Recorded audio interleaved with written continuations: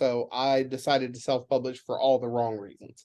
I decided to self-publish because I didn't want to do any additional work. I had this manuscript. I was like, I'm just going to get it out there.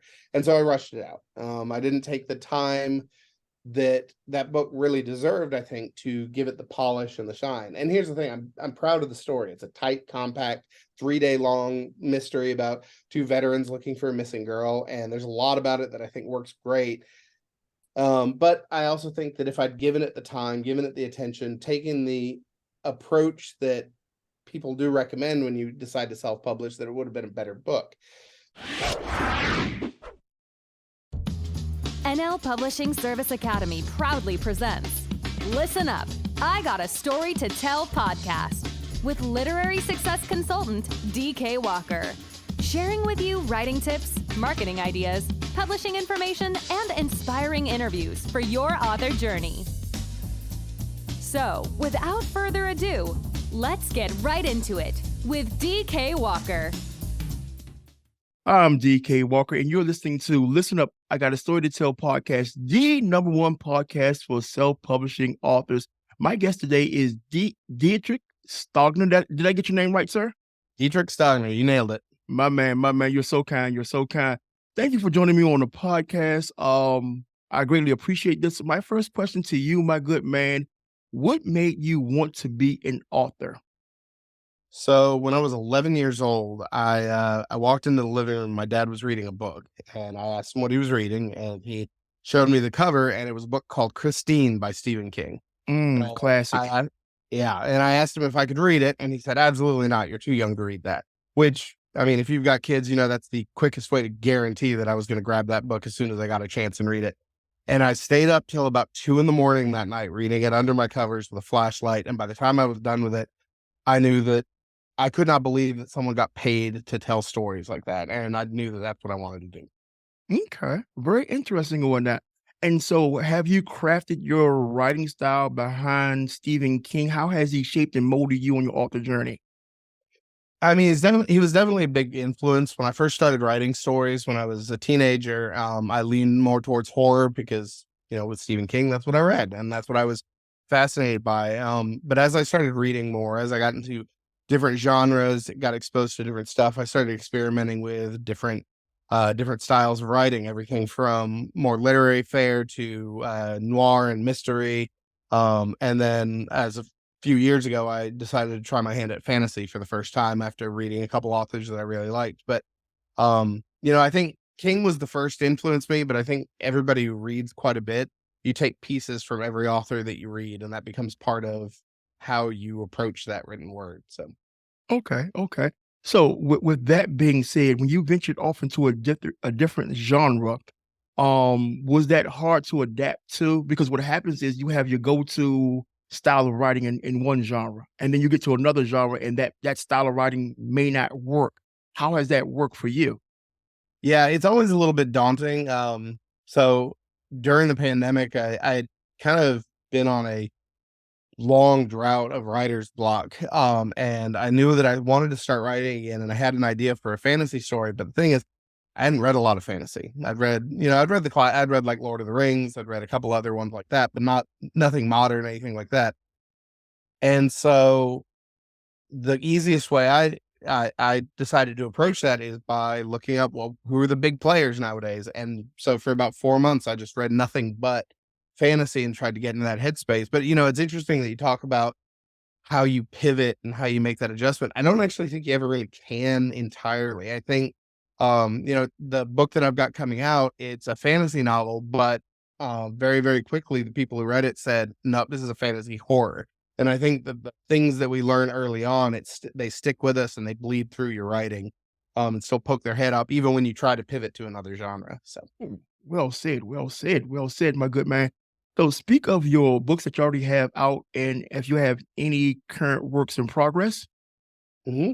So in 2011, I published a noir mystery called 72 Hours. Again, that was self-published. And it's a book I'm very proud of, while simultaneously looking back and wishing that I'd done a lot of things different. But I kind of think that's part of that journey we all go on as writers, is we're constantly learning more and growing. And if you dwell too much on the mistakes you make, I think you can get stuck. So And then I just wrapped the manuscript for the first book in a series that I'm going to be putting together, and it's called Frostbitten. It's scheduled to release on November 28th. And as I said, that's a fantasy horror novel. It's a standalone, but it's built in a world that I'm going to be telling other stories within. And that's done. The manuscript wrapped, it's gone through editing, whole 9 yards. And so I just actually started drafting the next book in that series, which is going to be a fantasy crime style story called Extraction. So Cool. What you had said that, there's some things that you wish you could have done different, through the writing process. What were those things that you looking back on like, I could have done this better? And it's a great thing, by the way. And I don't want authors to miss what you said. Don't harp on your mistakes, right? Stop writing for the pursuit of perfection. You'll never have a finished product if you're writing for the pursuit. It's impossible. Nothing, everything has, flaw. When I say everything, I mean man-made. Everything has flaw. And so once you realize that, you'll stop writing for the pursuit of perfection. But my question to you, young man, is what was it that you, looking back on, wish you could have, implemented then that you know now? yeah, so 72 hours was kind of a weird experience. I actually got signed with an agent and got a publishing contract right after I finished writing it. I pitched to an agent at a convention. She liked work. She asked for a manuscript, signed with me a couple months later, and then found a small, like a mid-sized publisher that wanted to release it. But this was 2010, and as I'm sure you remember, the economy then was terrible, and both the publisher and the agency folded. Okay. Uh, so the reality was I got frustrated. I didn't want to go back through the process again. And so I decided to self-publish for all the wrong reasons. I decided to self-publish because I didn't want to do any additional work. I had this manuscript. I was like, I'm just going to get it out there. And so I rushed it out. I didn't take the time that book really deserved, I think, to give it the polish and the shine. And here's the thing. I'm proud of the story. It's a tight, compact, 3-day long mystery about two veterans looking for a missing girl, and there's a lot about it that I think works great. But I also think that if I'd given it the time, given it the attention, taken the approach that people do recommend when you decide to self-publish, that it would have been a better book. But to revisit what you were saying, harping on those mistakes, getting obsessed with everything I did wrong, I think really contributed to that bout of writer's block that I talked about, where I became obsessed with everything that I had put down had to be perfect. I had to avoid every mistake. And as you said, it's not possible. We can't do that in this life. And I became so obsessed with every chapter had to be flawless before I moved to the next one. I just spun my wheels. And it took a while for me to take a deep breath and realize, like, I'm never going to write the first draft of something and have it be perfect. I'm never going to have a final manuscript that's perfect. But what I can do is learn from the mistakes I've made without getting lost in them. I think is the best way. Learn how to write faster, conquer writer's block, and tell a story your readers will love. In less than 1 month, writing only 3 pages daily, you can go from book idea to manuscript using the unfair writing advantage. Most authors take 8 months on average to write just 1 book. But in a fraction of that time, you will learn how to craft a book your readers will love and not be hunched over your laptop days on end to do so. Just go to www.theunfairwritingadvantage.com to see what has the self-publishing industry buzzing. Now back to the podcast. Oh, I was working on a piece, and I will share this bit of information with you and other authors, pardon me, that struggle when it comes to writing. An author's job is to write well enough to sell the next book. That's it. Let's not overstand it. Let's not think too much about it. I just need whomever reading my book to want to buy the next book. Has nothing to do with perfection, none of that stuff. I just need to make it interesting enough where a person says, I enjoyed this despite of whatever, and I will buy their next book. The bar is actually that low. Once authors understand that the bar is that low, like, you start to remove all the hangups that come with writing. Like the writer block goes out the window because you're no longer chasing something that you can never catch. With that being said, what is it that you like most about self-publishing? That's a 2-part question. And the follow-up to that is, what is it that you hate most about self-publishing? I think those are two sides of the same coin for me. I tend to be a bit of a control freak. My wife teases me about it quite a bit. I like to have my hands in everything that I'm working on, in my career that I follow outside of writing, and my life at home, and all my hobbies, all that kind of stuff. I want to have my hands on everything, and I love that with self-publishing, I have that control. I got to decide who designed my cover. I looked at a bunch of different authors. I got pitches, I got all that, and I got to select who I felt met my vision that I'd been working on in my head. I selected my editor. I found the one that I felt I would work with best. That wasn't picked for me. I got to decide how I wanted to release the book, how I wanted to market it, and the success or failure of it is going to be because of the choices that I make, and I think that's great. But and to answer your other question, the thing that stresses me out the most is pretty much exactly the same thing, is that, when you self-publish, the buck really does stop with you. You're the one who makes the decisions of how much work goes into the book. You're the one who makes ultimately that decision of, I have gotten the book to where it needs to be, to where it can be, and continuing to work on it is no longer improving it, it's procrastinating, it's obsessing over it. Mhm. And once I made that decision, once I stamped the manuscript, said done, formatted it, got it up, and made the decision to set it aside and move to the next project, that that thought is constantly in my head. Did I make the right decision?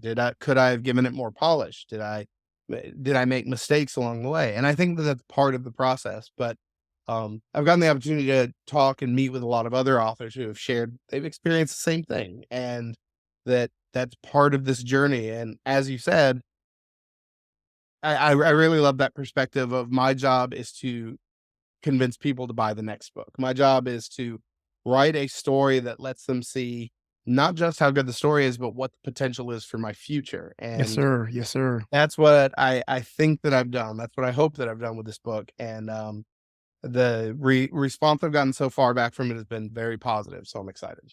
Cool, cool, cool, cool. How do you feel about marketing when it comes to you self-publishing your book?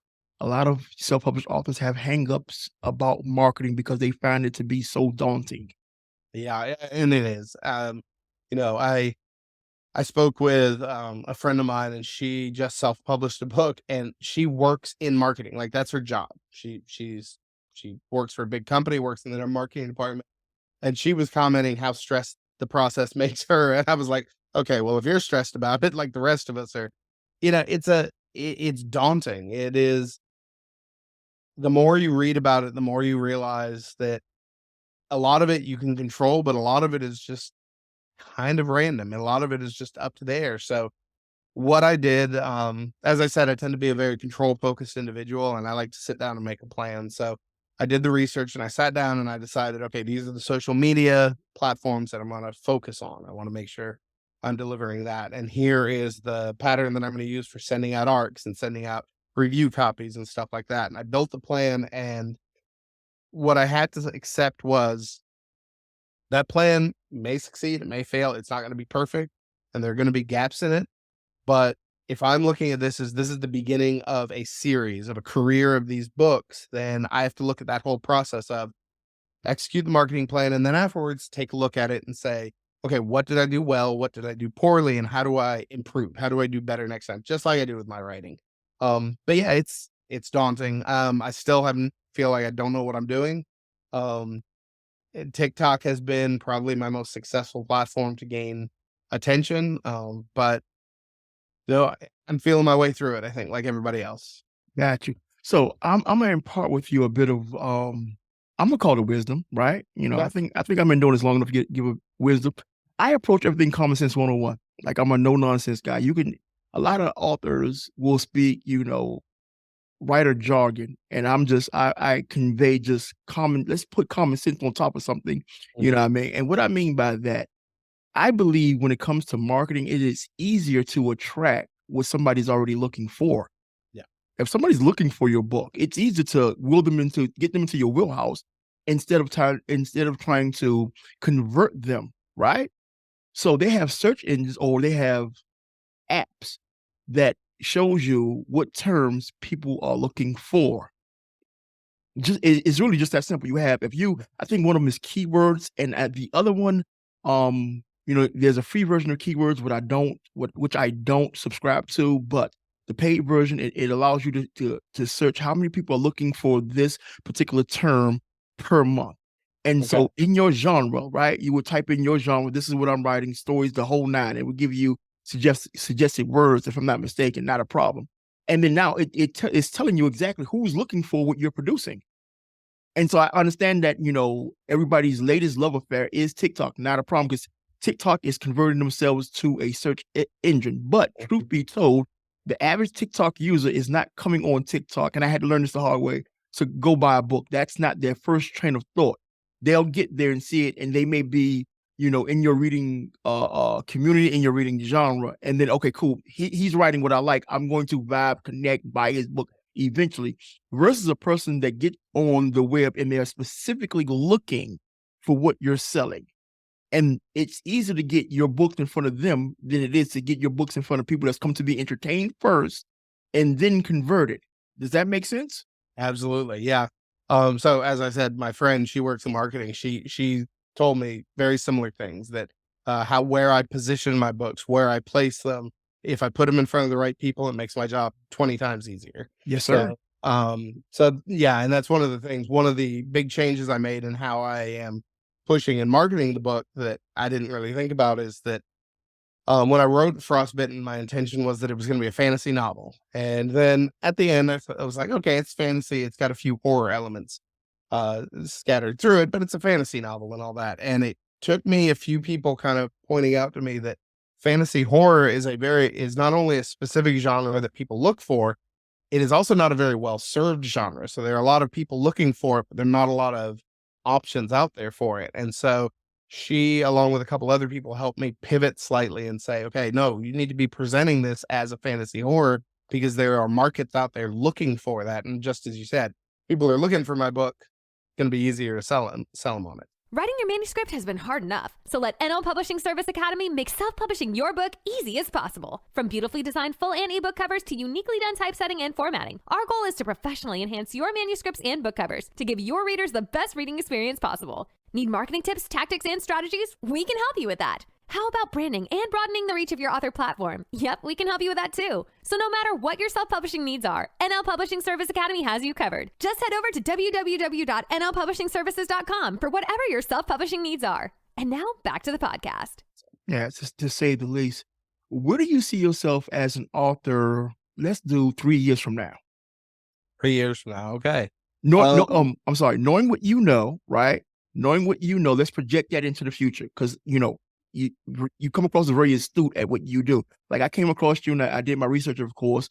And I love your TikToks. Like not only do you talk about your book, you actually give great writing, marketing, self-publishing advice. So you're very knowledgeable in what you have to offer outside of your writing, right? So I want you to take all that, what I said, into consideration and project yourself 3 years from today at this conversation, at this very moment. Yeah. So if I imagine that you and I are going to sit down 3 years from now and have a conversation, here's where I'm at now.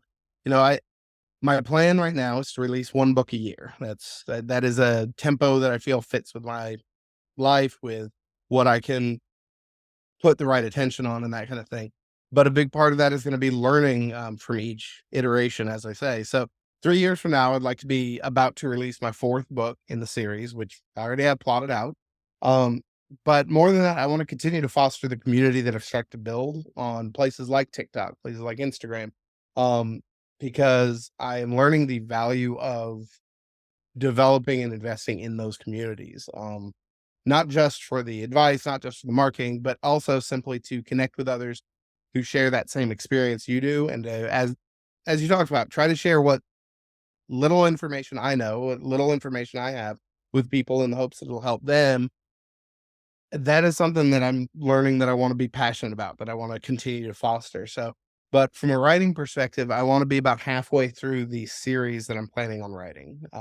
And I'm hoping that each book not only does a little better than the last one, but fosters better performance of the earlier ones. I want to build that catalog. I've learned from quite a few people that that's the long-term success. It's not the one book that hits for you. It is building that catalog and so that when in 4 years I would love for in 4 years, if a reader listens to your podcast and I'm on again and says, "Hey, this guy sounds like he's a pretty good writer. Let me check out his books," and they read whichever one of my books, the next thing they can do is say, "I want to read more about him," and they're out there. They're ready for them to find, and that's what I want to build. Yeah, 1,000%. And I don't want authors to, that to go over their head. I really want to impact that. And what they need to understand that it's not one book. Mhm. People think that I think it was I don't want to get her name wrong. E.L. James that wrote the book 50 Shades of Grey, and then she took off. And people have since mimicked that whole billionaire. Jesus, I'm not gonna throw no shots, but so many authors have started to do that, thinking that it's gonna be, I can write this book similar to that book and I'm done. I can retire, I can go curse my boss off the whole nine. I am sorry to tell you authors that it doesn't work that way, right? It's a rarity that you'll write one book and then you're a millionaire. We're talking about Halley's Comet once every 76 years, times 2 plus 3, right? It just does not happen. And I love the approach, that the mentality that you have. You want to be consistent and you want to improve upon each book, building up your catalog, realizing and understanding that you're going to make your money off your back catalog. It's a rarity that whatever you have currently out is going to be the building block. What happens is somebody reads it, loves your work, likes your work, whatever. I need to read more of this author. I need to. And what happens, you get to dictate the money's coming in the quicker that you produce. Mhm. And that's the whole, and I think authors get hung up. They really get hung up by, I'm not making enough money. Well, you're not producing enough. And so you really need to be systematic in your books. How often are you producing? You said once a year, that's cool. But you can also, I don't know if you're a fan of this, like within that 1 year system per book, you can also drop, short stories and novellas, Yeah. increasing, making money, right? I also caught one of your TikToks. I want to pivot, right, and this is hot news right now, so I have to ask. I caught one of your TikToks, and you're not a fan of AI assisted writing, or I want you to speak on that. I want to briefly go down that rabbit hole, if that's cool with you. Yeah, yeah, absolutely. So it's kind of interesting. In my day job, I'm actually on my firm's AI council, where we're kind of evaluating how we're going to utilize AI. So I've gotten over the last month, I've gotten this crash course in this technology.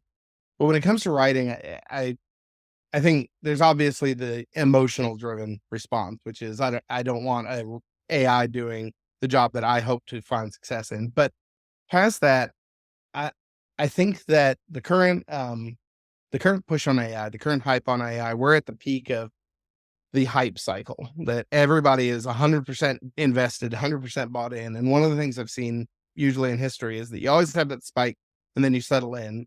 I am not a fan of AI generating content.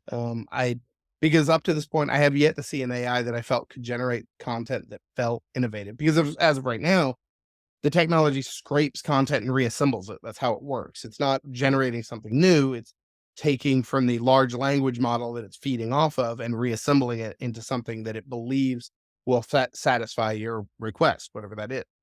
And so I have the issues of, is it going to be pulling from people who have worked hard to create that and going to be pulling chunks from them and feeding that to me as original content? I don't feel great about that.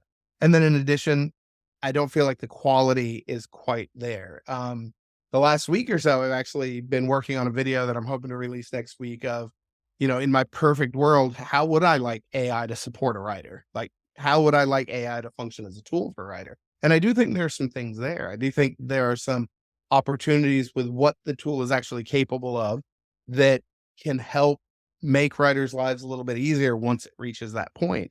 But as of right now, I think the simple truth is that there are quite a few people out there that are hoping to find a career, that are hoping to make this something that they can feed themselves with. And I don't like the idea of taking anything away from the individuals who work hard to develop and create these ideas, to create these worlds and these characters and all that kind of thing, for a product that right now feels very subpar and is not actually creating anything new on its own, if that makes sense. Oh, 1,000%. Well said, by the way. I agree with you wholeheartedly about how people are using AI in generating content. I have a problem with that. Where we might differ from what you said, when you said AI is scraping and then conforming to the prompt that the user submits.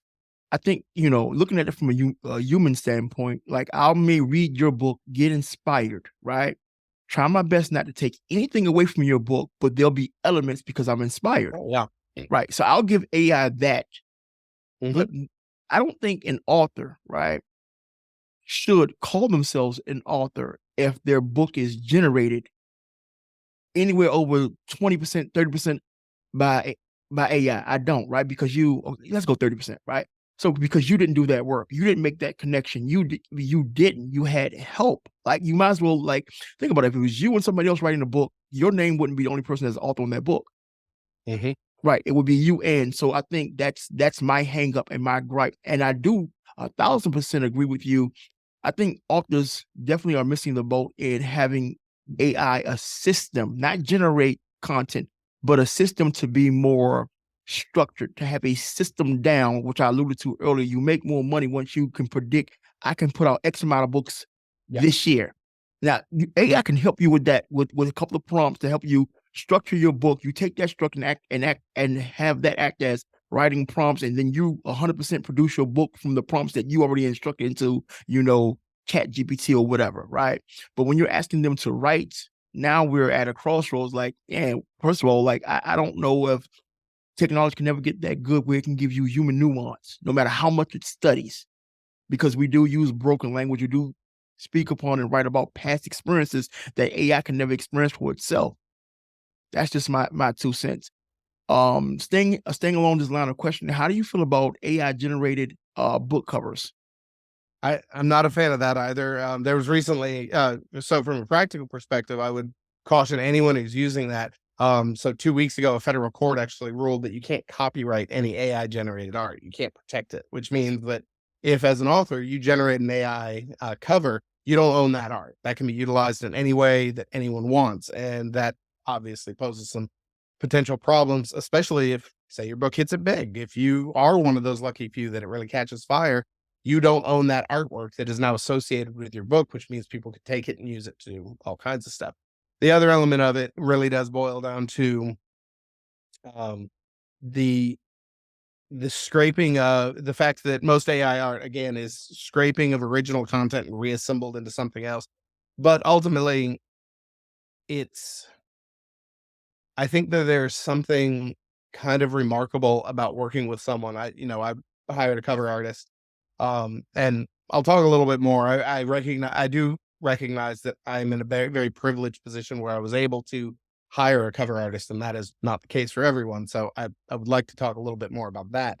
But that process of working through that person and talking about the tone of the book and going back and forth on the creation of it, and really that partnership is something that I think would be lacking in an AI cover. Now, with that said, um, the reality is not everybody can afford to do that. The reality is that I want to live in a world both where AI is not a tool used to produce art, but I also want to live in a world where just because you don't have the income, you don't have the disposable income to hire an editor, a cover designer, and all that stuff. I don't want to live in a world where you can't get your story told. And I think that's where the line gets fuzzy because AI definitely has the potential to help people like that, to provide a resource for those who might otherwise not be able to do that kind of thing. So I'll, I don't have the answers. I think this is a big question that everybody's kind of struggling with right now, but um, I know for me personally, I made the decision that I was able to hire a artist that did not use AI, that was creating completely original content. And I was very glad that I was able to do that. However, like I said, my biggest hesitation for people, I would say, was that court case really did put people in some, really did put AI generated covers in a very dicey legal position. And I think that poses some risk to authors.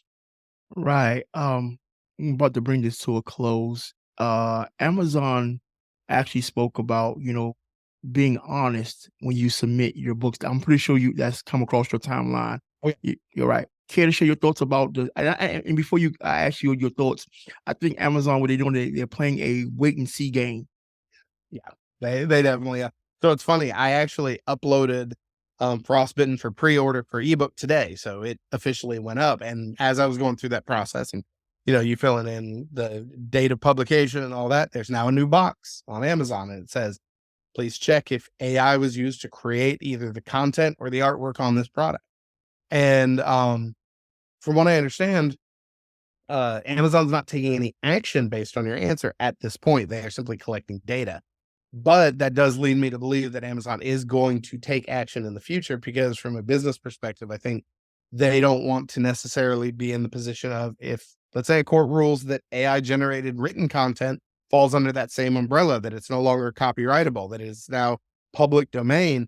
That means Amazon will have a lot of material on there that is potentially subject to legal challenge. And that opens up a whole new problem for them. So my suspicion is that that's why Amazon is now asking for this information. They're beginning to collect that data to see what happens next. But we're in the Wild West now for AI. We're all exploring, we're all learning what this tool can and cannot do. And I think the next few years are going to be very important for all of us to kind of take a deep breath and figure out how we integrated this into our life, because it's not going away. It's not going to disappear. And I feel like there's going to be a balance that we have to find. 1,000%. My daughter, she calls AI the age of Ultron. I think she's onto something. Just my 2 cents, right? So before I bring this to a close, tell my listeners, my listening audience, where they can find you at across social media. Where can they purchase your book at? Of course, all this information will be in the show notes, but do me a favor and let them know where they can find you at and where they can buy Yeah, your book at. absolutely. I'm on Instagram at Trichy735, TRICHY 735. I'm on TikTok at Dietrich Stronger. Just my name, nice and easy. Most of my stuff is on TikTok right now. That's where I've been focused. You can find my book right now for pre-sale on Amazon, and I am going to be launching a website soon, which will be linked through my TikTok. So keep an eye out for that. That is a new thing to me. I'm still trying to figure that part out. But the book's called Frostbitten, and it's coming out on November 28th. It'll be in Amazon, Barnes & Noble, and you'll be able to purchase it through my website. So My man. This came to me as I made a mental note to ask this before we definitely got out of here. How are you going about, retaining people that's buying your book? Are you constructing and building an email list? And the reason that I ask is a lot of authors don't understand the importance of having direct contact with your readers. Like it's nice to be, have these platforms that we grow on. That's not a problem. But what happens is we're subjected to the rules and regulations of these platforms. When you have direct contact with your readers, it is now easier to, have interaction, with your readers. And you're not subjected to, somebody's algorithm telling you that you can only reach 200 views, or you only got 5 views, when you can just, worry about somebody opening your email or somebody reading your text message. yeah. So the funny thing is, I'm actually copying someone else. I'm a firm believer, if someone figured out a good way to do it and you can use it, use it. A good friend of mine, she reads a lot of lesbian romance novels, and she's got one author that releases a book every 3 months. Just what you were saying, that volume, just boom, boom, boom. And she was showing me that at the end of every one of her books, she has a website where you can go sign up for a newsletter, and she does giveaways, and she does communications, and she gives sneak previews and all of that. And every time someone's added to that mailing list, which from what she said is now over 25,000 people, Oh, that adds to Jesus. her being able to continue to connect to her fans. And Ooh. she asked for feedback. What would you like to see next? What kind of stories would you like to see? Hey, I'm going to do a fun little holiday thing where I write a short story based in one of these 3 books. You get to pick which one. If And so I created a newsletter. It's linked in the back of my book, and I've begun interacting with the people who've signed up for that, asking for their feedback. And again, I think it's about building that community, building that connection with your readers where they understand that what they want, what they're looking for, that's important to you as a creator, and you want to meet that particular demand. So My man, from what you just shared with me, that answer, and beautiful thing that you said, like another thing that authors, self-published authors don't understand, you want to be successful, go study success. oh, absolutely. Like you don't like, you're not reinventing the wheel. The story that you're writing, no matter how creative you think that you are, it's not new under the sun, right? It's not, it's nothing new. We just we put our different perspective on it, right? That's all that we do. We're telling pretty much, no disrespect to anybody, but we're telling the same story from our perspective. Mhm. What, a hiccup here and there. That's it. That's all cool. And once you get out of your own way and realize, okay, this is what I'm doing, and I can move forward better, knowing that I could, and then it frees you up as an author. But I want to commend you for being smart enough to study what your friend is doing, implementing that, and then that's going to pay huge dividends to you, I promise. To stay consistent. The operative word for success is consistency. So with that being said, Dietrich, you easily, you've just become one of my favorite people to interview. Like, it was, for me, this was informative. You're easy to talk to, and I think you're well on your way to being, super successful. Just stay consistent in your work. Well, this was a lot of fun, and I'd love to come back in the future after the book comes out and talk about everything I've learned in that process. We don't necessarily have to wait. We can come back. I promise you that. So here we go. And this is going on. So, you can hold me to my word. I'll have you back for when your book drops. But, Okay. I would like to get me, you, and Courtney on, right? And do like a That'd be group great. discussion about a myriad of topics that's, affecting self-publishing, not only AI, but things that we can do to help people, to actually, navigate the tricky waters of self-publishing. Mhm. Absolutely. I'd love to talk more about that. My man, my man, my man. With that being said, I greatly appreciate it. Look, y'all could have been anywhere in the world today, man. Y'all joined your boy, and I am such a fan of people that, watch the podcast.